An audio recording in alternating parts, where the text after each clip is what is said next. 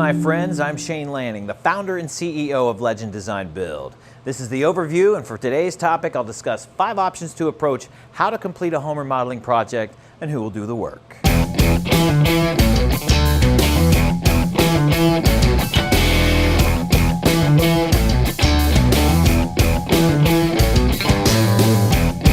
All right, my friends, thanks for hanging out with me today. I put this together for you because I talk to people who would like to know the different options available when considering a home remodeling project, and more specifically, who could do the work.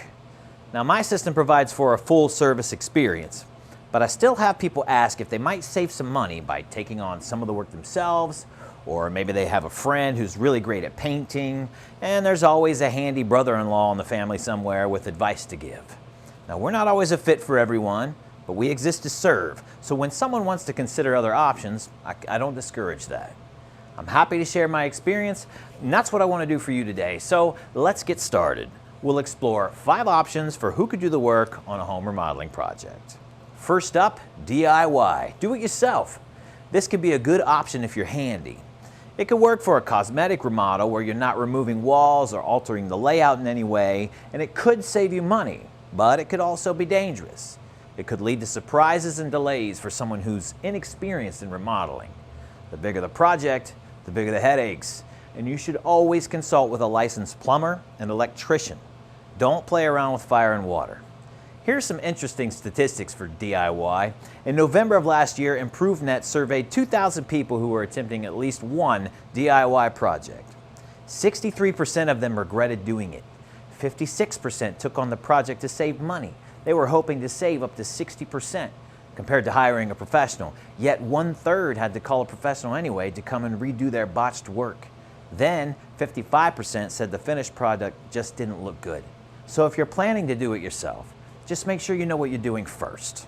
Next up is the DIY Contractor. Now, I added this as kind of a 1A. It's still a do-it-yourself option to be your own general contractor. And this could be a good option for someone who works from home or is retired or has an otherwise flexible schedule. Most often when I see this, it's someone who says, my brother's a builder, I'll just use his guys. Because the hardest part for a do-it-yourself contractor is finding qualified subcontractors to do the work that you know will do it correctly.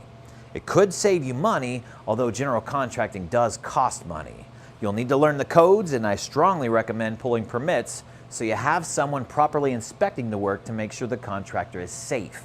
And I'll add that inspectors aren't looking at the quality of the work, they're inspecting for code and safety, and the codes are the minimum standards.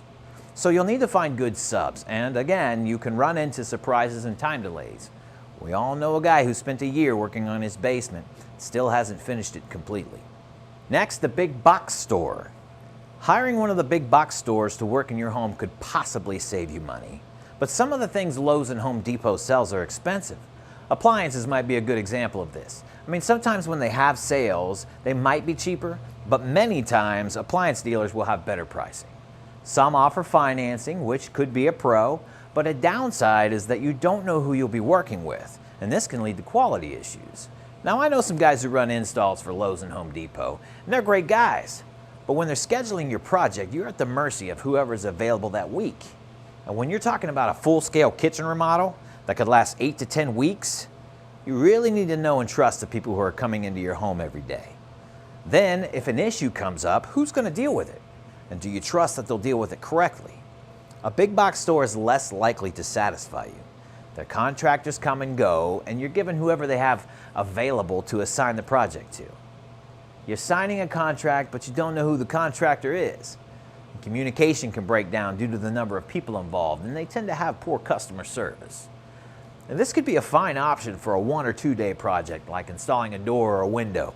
But anything more than a day or two, I can't recommend this option. Next up, hiring an architect or an interior designer. Now, it's common to start planning a home remodel by hiring a designer and then talking to contractors, especially with larger projects like a home addition. But sometimes homeowners will work with an architect and then share their drawings with us, and when I tell them the cost, it doesn't align with their budget.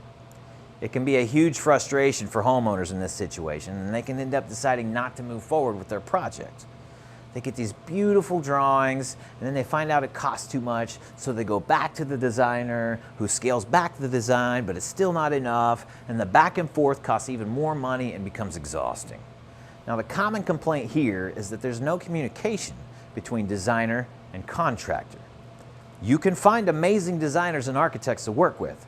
They just don't know how to price things. And there isn't much worse than paying for a beautiful design only to find out that it's not affordable. Next is the general contractor. Now, I started my company as just a general contractor. A few years ago, I expanded to offer design build, which I'll explain in a minute. I did a lot of work with investors then who were very involved in the material selection process. I mean, these guys would buy in bulk. They'd have garages full of cabinetry and pallets of ceramic tile. And when I started serving more homeowners directly, some of the feedback I received was that they wished they had someone to help them design and bring everything together for them. It used to be that I would have people visit the different showrooms of the vendors I would use. They'd go see the cabinet guy, then they'd go check out the flooring store, and then it's off to the plumbing supplier to pick a faucet. They were traveling all over the place, and it took a lot longer to make selections and decisions. So, in an effort to improve my process and to make it more convenient and to save time, I expanded to design build. Now, general contractor can give you a single point of contact, and it can save you money if you already have a plan or a design put together. The GC is responsible for scheduling and hiring the crews and overseeing the project from start to finish.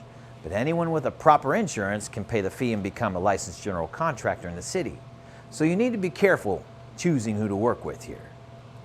Last but not least, and my personal favorite, design build. With this option, you have a team of people working on your project from concept to completion. And in my opinion, this is the easiest and most stress-free way to complete a home remodeling project because it eliminates any guesswork and it answers all the questions well ahead of the start of construction. A designer works with you directly to achieve the exact look and feel that you want, while an estimator analyzes the costs and monitors your budget. We're also planning a strategic timeline and coordinating the team for maximum speed and efficiency, all the while creating a detailed scope of work with instructions for exactly how the project will be completed that a full-time project manager will use to execute the process. I found that this system works a lot better, and the path to a construction agreement is much smoother and more convenient for the homeowner. We have a few meetings to review the design and some finishes, most often in the comfort of their living room, and that's it. No more running around town and spending your weekends with random salespeople. By the end of the process, the homeowner knows who they're working with, what they'll be getting, how long it will take, and how much it will cost. This is the most hands-off, done-for-you approach that you can take as a homeowner, and it can eliminate the surprises and time delays that can happen with the other methods.